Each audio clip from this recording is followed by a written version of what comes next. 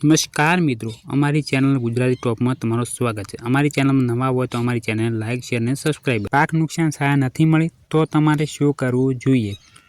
આ યોજનાનો લાભ મેળવવા માટે સૌથી મહત્વપૂર્ણ શરત છે કે તમારું બેંક ખાતું તમારા આધાર કાર્ડ સાથે લિંક થયેલું હોવું જોઈએ।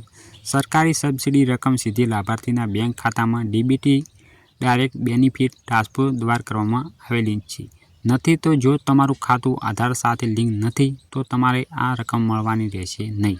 ફરજિયાત તમારું આધાર કાર્ડ લિંક હોવું જોઈએ, તમારા બેંક સાથે તમારું આધાર કાર્ડ હોવું જોઈએ અને ડીબીટી કરાયેલું હોવું જોઈએ તો ખેડૂત મિત્રો તમારા ખાતામાં તમારી સબસિડી જમા થશે। તમારે ડીબીટી ચેક કરવું હોય તો તમારે માય આધારમાં જવાનું છે।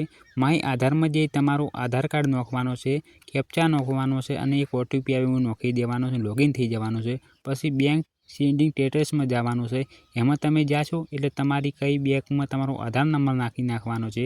આધાર કાર્ડ નાખીને કેપ્ચા કોડ ભરી અને તમારું ઓટીપી મારે સેન્ડ કરવાનું છે। તમારી કઈ બેંકમાં લિંક છે તે તમને બતાવી દેશે આ રીતે।